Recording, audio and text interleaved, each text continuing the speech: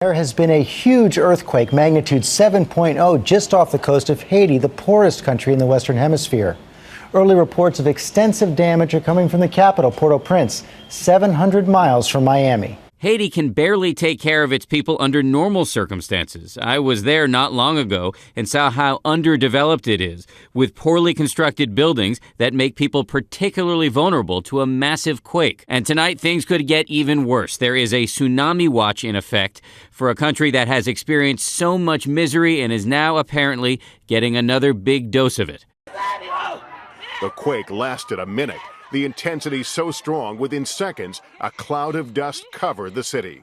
The water's coming to an end. There is no way of knowing how many are dead. The country's president, René Préval, said perhaps thousands. He described the scene as unimaginable, a catastrophe. The Red Cross says 3 million people, a third of the country, are affected. Bodies hastily covered with sheets or whatever could be found are scattered on streets. Among the dead, the Catholic Archbishop.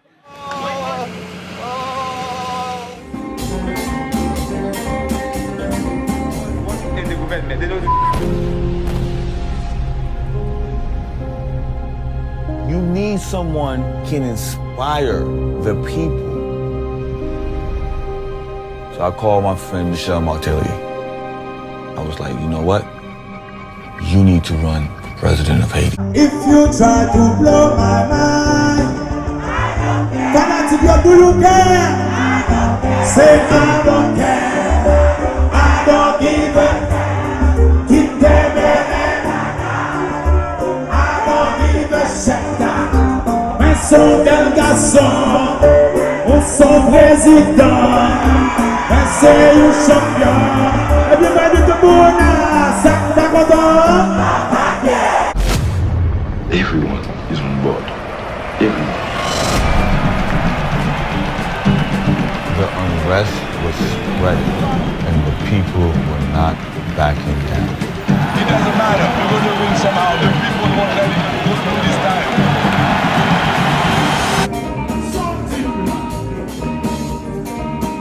Miles an hour, Matthew's eyes slice through the southwestern edge of Haiti, bringing massive storm surge, relentless rain, and howling winds. The death toll from the Category 4 hurricane now up to at least 8, including 4 killed in the Dominican Republic.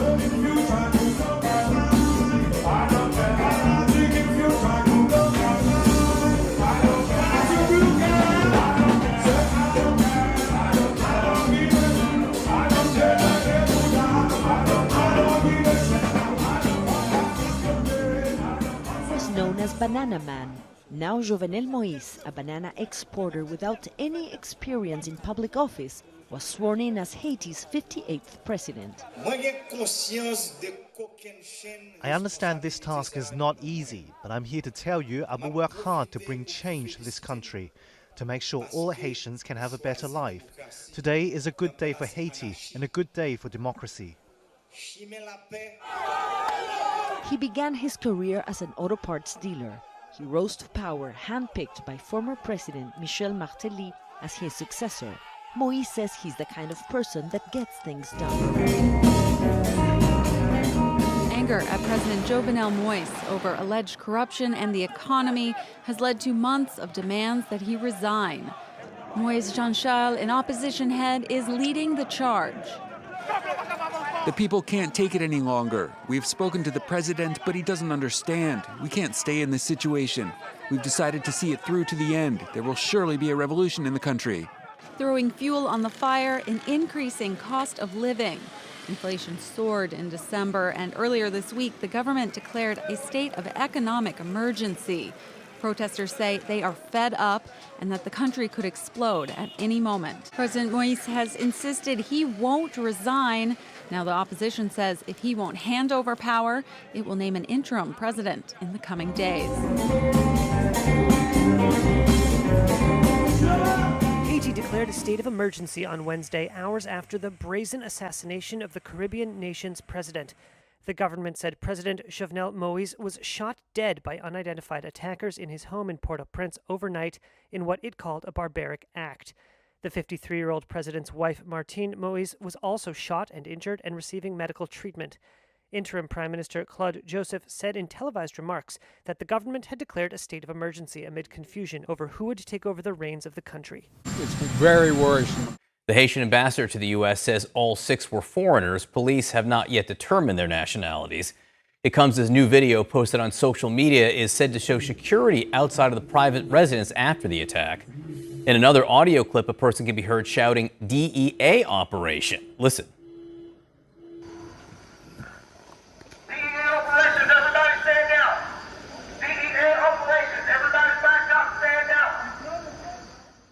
Now, CNN cannot independently confirm the authenticity of the audio or the video. The U.S. State Department denies the attackers were DEA agents. A spokesman calls the claims absolutely false. Now, a state of siege has been declared in Haiti. There is no essential law of the land right now that is functioning. Second, this prime minister has allegedly been connected with the assassination of the former president. So that is something that's always going to taint his leadership. And then thirdly, this was a prime minister that was imposed on the people without their will. So when you look at all of these situations, and then on top of that, he doesn't seem to have the strength to be able to pull everything together and address these issues, you're going to have protests because this is not who the people wanted in the first place, and he's implicated in an ongoing investigation.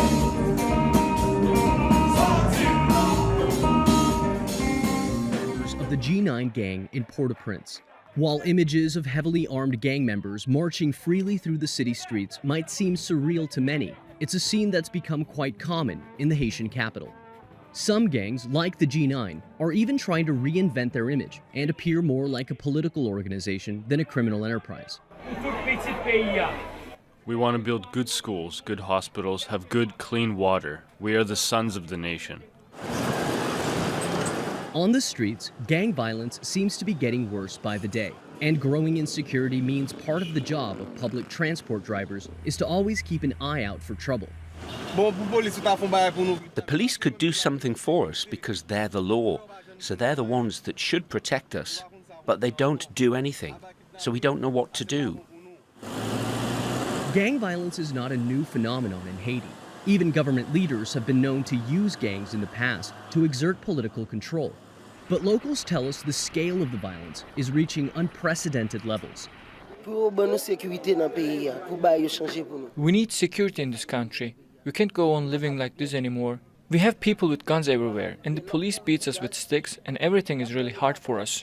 We need change in this country.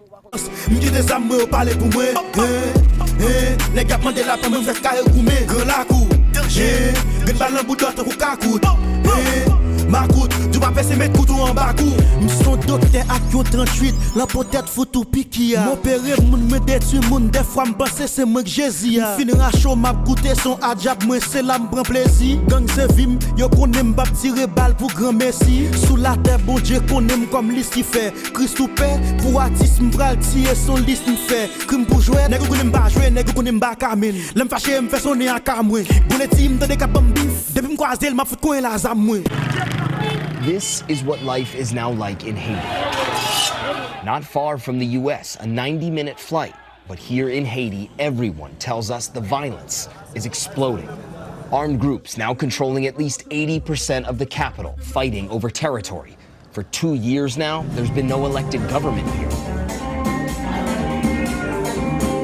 Dickens Toussaint and his wife Abigail flying from Fort Lauderdale to Port-au-Prince last Saturday. The two abducted by a local gang as they rode a bus to visit relatives. The kidnappers had demanded a $1 million ransom for each of the 17 missionaries. It's not clear whether any money was paid. The group was kidnapped in October by a notorious street gang after visiting a local orphanage. Do you forgive them? We forgive them. We long for them to turn their life around. We pleaded with them to realize the harm they're doing to their own country. Dorsonville and her child taken in the midst of ongoing gang violence, which has overtaken much of the country and forced thousands of Haitians to flee their homes. The Biden administration says they are closely monitoring the situation. We don't want to do anything or say anything that would put their safe return in jeopardy. The U.S. last week ordered the departure of all non-emergency personnel from Haiti.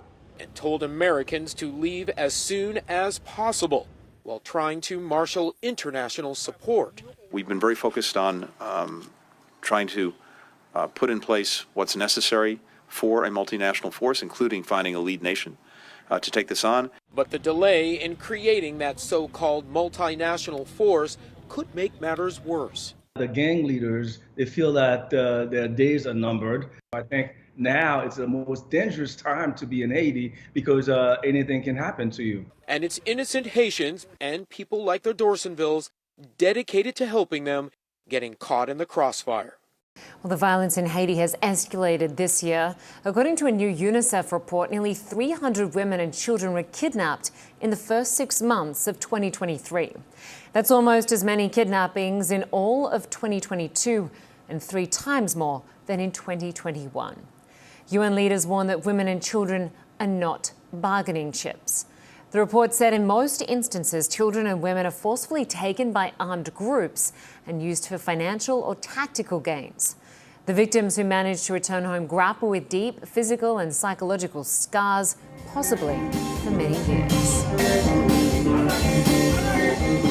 Haiti, ordinary people are fighting back against gang members. They are calling it Bois Calais. Well-armed gangs have been terrorizing the capital Port-au-Prince for months. They control entire neighborhoods. With little action by the authorities, people are taking justice into their own hands, going out into the streets with machetes and sticks to hunt down suspected gang members and kill them.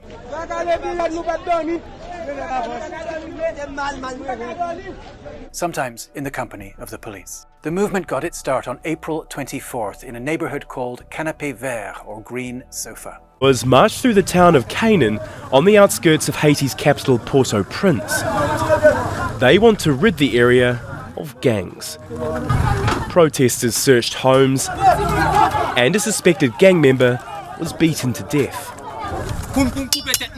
This machete is to cut off the heads of those who are making the people leave their homes because these gangs make our lives unbearable and destroy the country. But as this group marched through the town, the gang that controls the area opened fire with machine guns. The gangs are shooting at us.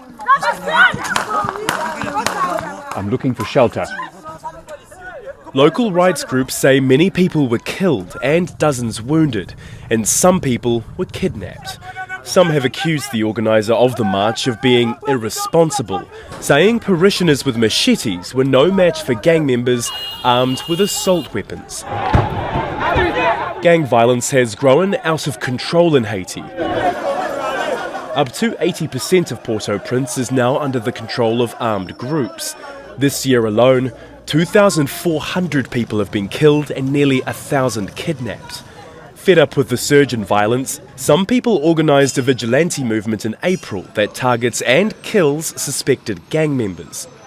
A spiralling pattern of violence, and every day members of the public are increasingly paying the price. Has been reeling since the assassination of President Jovenel Moïse 2 years ago, which spurred an increase in kidnappings, unrest, and gang violence.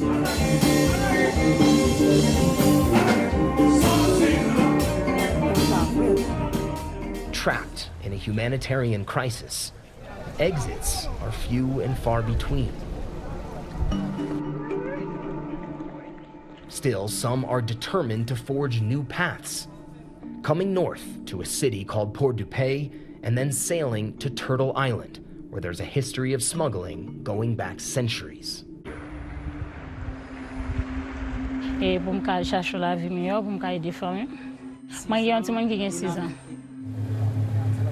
Bon, on connaît la vie à ce chancelier et puis gon monde qui te relève. Moi tant mieux et m'te décidé participer. So many have come here for a chance to illegally cross to the US by boat, creating an industry of sorts. Smugglers charging high prices, $3,000 each, for a chance at a perilous voyage on a rickety boat. Still an upgrade, some say, to the horrors they faced at home. Je suis obligé de quitter derrière pour entrer la tortue. Quand je suis là comme ça, et puis je toujours passer, faire va-et-vient. Oui, je suis peur. Quand il y a des gens qui voyagent dans le bateau, li perdi la ville, reken manjou, kan gen tou e chalek tuyo. Ma briske parce que m deja là et pour ça me sorti. International Bridge in Del Rio in Texas, a camp that's become home to thousands and which reveals yet another crisis at the border in America. They cross the Rio Grande River that forms the border between the US and Mexico, most of them Haitians, willing to take the chance that they will be processed and allowed in, willing to tolerate what's been described as a squalid existence here. There is not enough food to give to everybody who's inside there. We need to get out of the camp to look for food. Things are worse. It is these pictures of Border Patrol agents on horseback pushing migrants into the river that have caused so much anger. For some, they carry the echoes of the worst chapters of American history. What we witnessed takes us back hundreds of years. What we witnessed was worse than what we witnessed in slavery. Cowboys with their reins again whipping black people, Haitians, into the water. The US has already removed thousands from the camp, large numbers flown back to Haiti. And Nafi also points out that as bad as the situation has been all this year, the Biden administration has sent back hundreds of Haitians to the country. In fact, we learn, according to The Hill, that the administration did send a deportation flight to Port-au-Prince just this morning. Austin, now the warning from the U.S. Embassy there. That's right, and they're saying that all Americans need to leave Haiti, quote, as soon as possible. This is as gang violence really starts to take over the streets there in the capital of Port-au-Prince. Now, just yesterday, the Biden administration sent a deportation flight to Haiti, and according to the Miami Herald, for months now, residents there, they've stopped some armed groups from expanding and tightening their grip of Haiti, but unfortunately, those armed groups right now are controlling about 80% of the capital there, Port-au-Prince. Now, all of this has started to force those who live there to abandon their homes and to set up camp. Take a look at the reality as folks live there. And unfortunately, now we're learning that there's just not enough tents or food for everyone. But those that live there say returning home just is not an option. And since the start of this year, it's estimated by the UN that at least 2,400 people have been killed and some 200,000 have been displaced amid these turf wars. Others have accepted the slow takeover by crime syndicates, a symptom perhaps of the distrust many have of authorities, complicating the efforts to win back control of the city from the criminal groups who are trying to run it.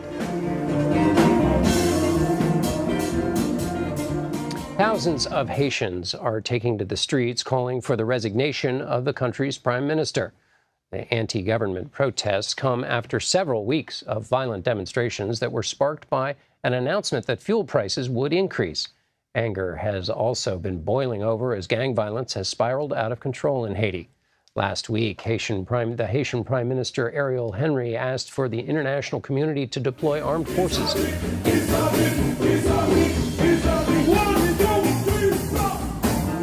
When I say to you, Haiti is on the brink, how would you finish that sentence? Haiti is on the brink of change, of transformation, of a radical shift. When I look at our people, it's as if we are fed up and we collectively are crying out for change. It reminds me of the end of the Duvalier era where the Pope came to Haiti and with just one phrase, he said, "Faut que bagay yo changer." Things have to change. Things must change. And all across the nation, you see Haitians are repeating this phrase. Haitians are coming together and saying, things must change.